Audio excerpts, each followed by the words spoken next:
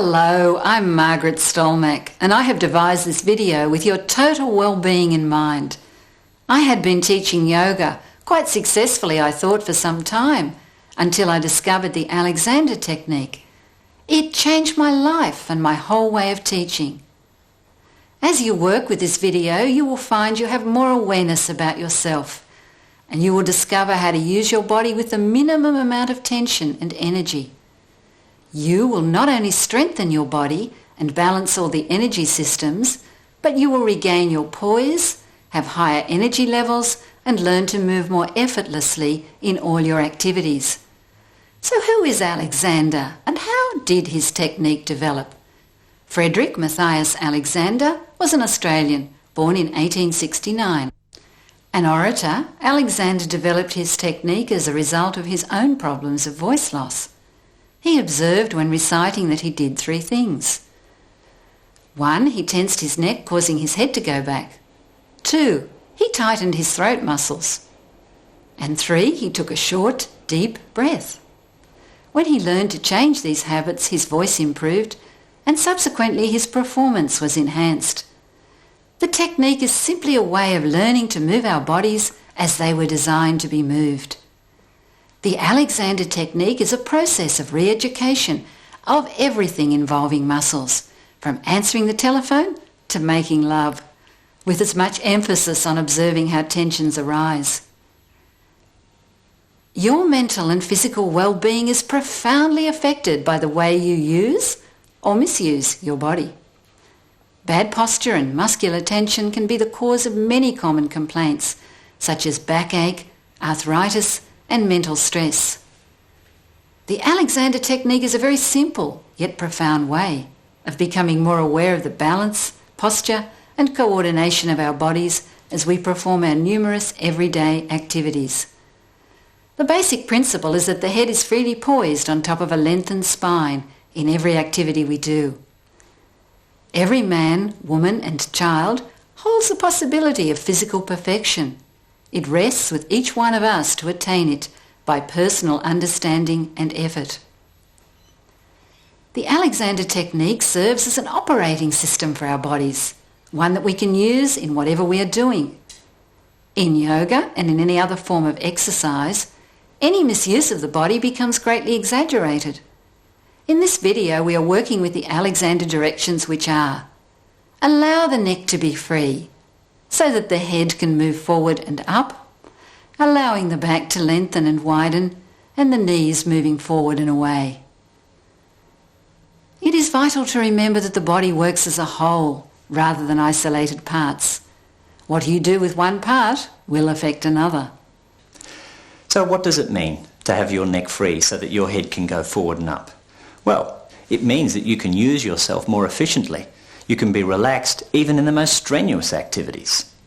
Now, to do that, you need information on balance. See, even a young child, before it can walk, must know how to balance. So when you're doing these yoga exercises, it's very important that you consider, what is my state of balance? Now, how do we get information about balance? Well, we get information from the eyes and we get information from the contact that we have with the floor. But we also, and this is not nearly as well known, we get information from the relationship of our head to our body. This is a primary source of information. That's why Alexander called it the primary control. How does it work? Well, when our heads are pulled back, this is a very tense and dead state. Our head, if you like, is very much fixed on top of our spine. Because of this, not nearly as much information about the position of the head and its relationship to the body is going to the brain, because the senses work on the principle of reporting change. And when our heads are pulled back like that, there isn't much change. However, as we start to move our head forward and up, this puts our head in a very dynamic relationship to our body. It dithers, if you like. It's alive.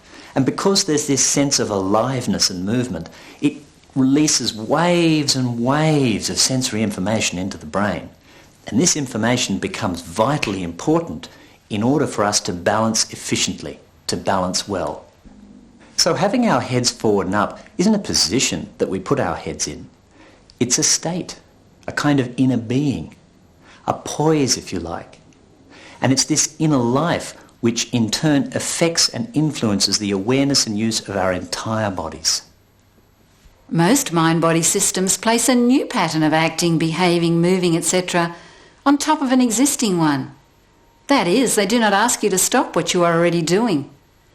Learning to stop these old habitual responses is probably the most difficult part of the Alexander technique. So, as we move into the exercise segment, you will listen to the directions, you will look at your body in the mirror, and you will make changes. And now you need to prepare yourself for the yoga sequence.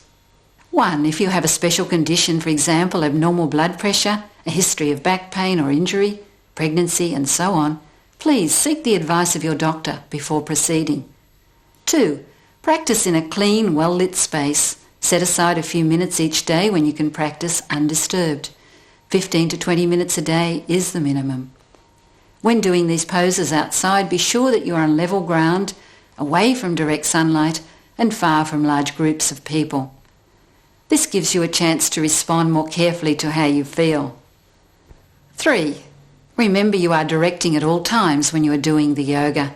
Your objective is to maintain the free poise of your head on your lengthening spine, in movement and at rest. Perhaps the most inspiring element in changing how you do things is self-observation. Try to slow down. Take time to see what you are doing with yourself. 4. You will need a chair, a blanket, a tie, and some paperback books. 5. Wear comfortable clothing that will allow your body to move. Always practice barefoot and not immediately after eating. Breathe quietly through the nose. Most of the major movements are done on exhalation. 6.